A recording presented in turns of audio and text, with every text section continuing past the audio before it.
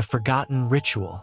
In a secluded village, hidden deep within an ancient forest, the villagers had long upheld a tradition that had been passed down for generations. Every year, on the night of the winter solstice, they performed a ritual to appease the spirits that dwelled in the forest. The ritual involved a ceremonial feast, a dance, and a blood offering. The blood was typically taken from a goat or a chicken, and the ritual was led by the village elder. One year, the village elder, a woman named Alara, fell gravely ill. Her son, Eric, was tasked with leading the ritual in her stead. Eric, however, was skeptical of the old traditions. He believed them to be nothing more than superstition and saw the ritual as an opportunity to assert his own beliefs. On the night of the solstice, Eric gathered the villagers and declared that the ritual would be changed. There would be no blood offering, he announced.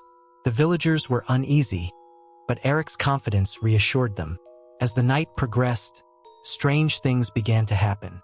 The forest, usually silent and still, seemed to come alive with eerie noises. The wind howled through the trees, and strange shadows flickered at the edge of the firelight. The villagers whispered among themselves, growing increasingly nervous.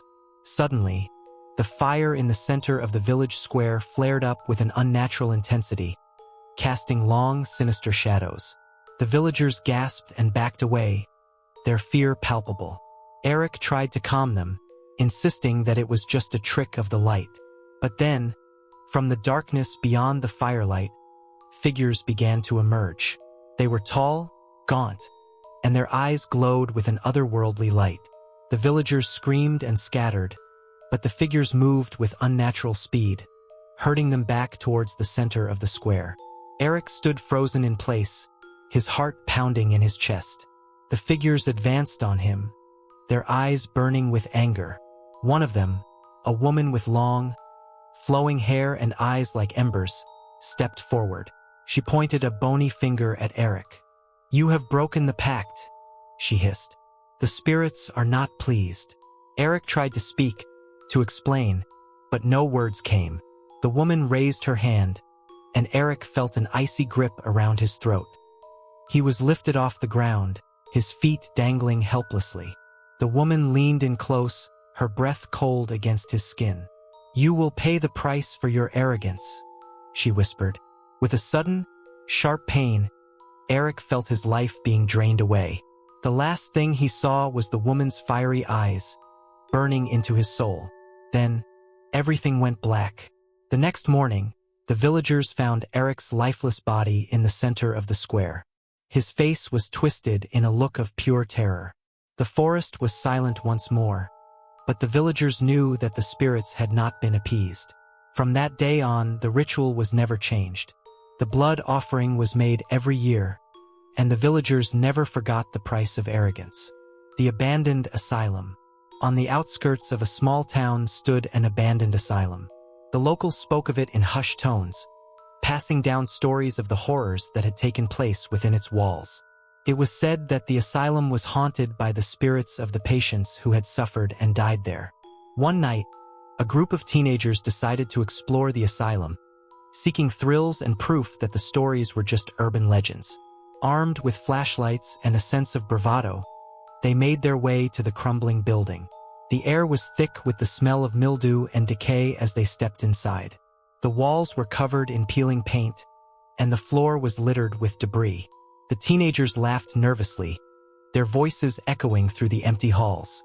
They made their way deeper into the building, their flashlights casting eerie shadows on the walls. As they turned a corner, they came upon a door marked Ward 13.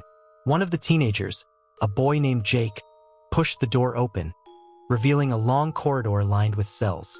The air grew colder as they walked down the corridor. The walls seemed to close in around them, and the sound of their footsteps echoed unnaturally. They reached the end of the corridor and found a large metal door. Jake pushed it open, revealing a dark, empty room. Suddenly, the door slammed shut behind them, trapping them inside. Panic set in as they tried to open the door, but it wouldn't budge. The room grew colder, and they could see their breath in the air. Then, from the darkness, they heard a soft, mournful wail. It grew louder and more desperate, filling the room with an overwhelming sense of dread.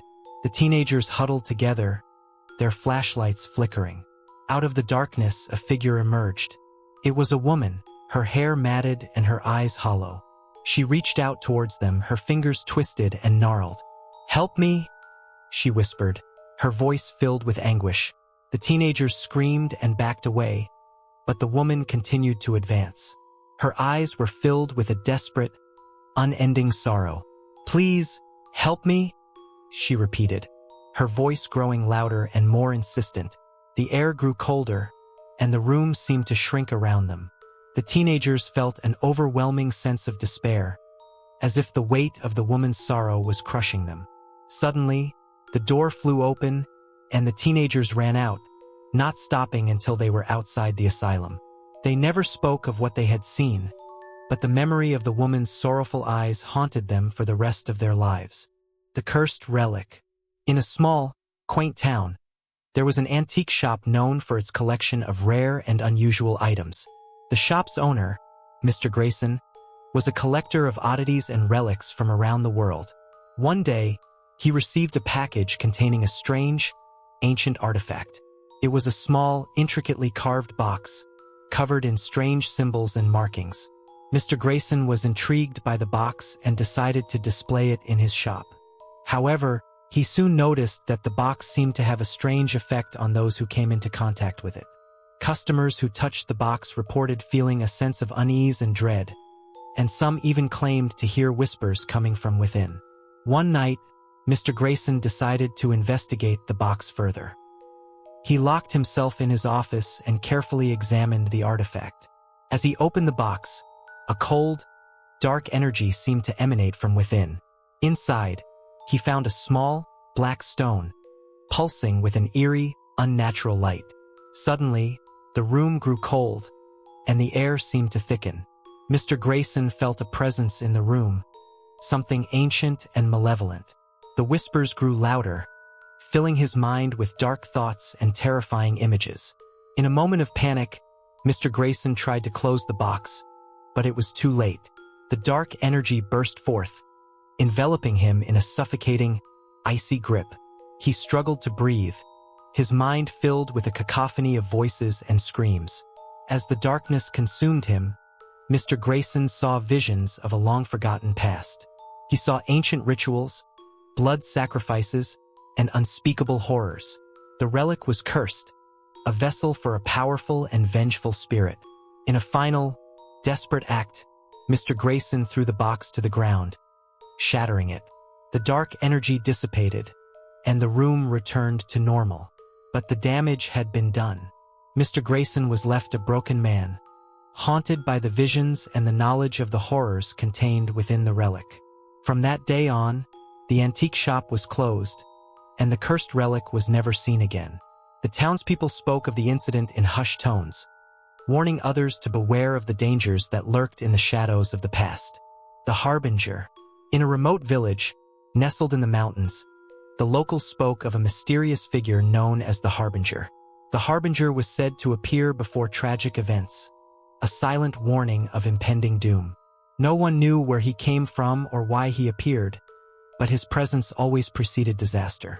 One stormy night, a young woman named Lila was walking home when she saw a figure standing at the edge of the village. The figure was tall and cloaked in darkness, his face hidden beneath a hood. As she approached, he lifted his head, and she saw his eyes, empty, soulless voids that seemed to pierce through her. Lila felt a chill run down her spine. The harbinger had come. The next morning, the village awoke to find the river had risen overnight, flooding the fields and destroying the crops. The villagers were devastated, their livelihood ruined. They spoke of the harbinger in fearful whispers, knowing that his appearance signaled worse things to come. Days turned into weeks, and the village was plagued by a series of misfortunes. Livestock died mysteriously, children fell ill, and the once thriving village fell into despair. Each night, the harbinger appeared, standing silently at the edge of the village, his presence a grim reminder of their fate. Desperate to save her village, Lila decided to confront the harbinger. One night, As the storm raged, she made her way to the edge of the village. The harbinger stood there, as he always did, his dark form blending with the night. "Why are you here?" Lila demanded, her voice trembling with fear and determination. "What do you want from us?" The harbinger's eyes, dark voids that seemed to absorb the very light around them, fixed on her. For a moment, there was only silence, broken by the distant roll of thunder and the relentless patter of rain. "I am the messenger," the harbinger replied, his voice a low, echoing whisper that seemed to come from everywhere and nowhere at once. "I bring warnings of what is to come." "Warnings?" Lila's voice rose with a mix of anger and desperation. "You bring nothing but suffering and death." The harbinger tilted his head, as if considering her words. "I do not cause the tragedies. I only herald them. The fate of your village was sealed long before my arrival." Lila felt a surge of frustration. "Then why show yourself at all? What purpose does it serve to let us see you if we are powerless to change our fate?" The harbinger was silent for a long moment. "Because knowing the truth, however painful, is better than living in ignorance.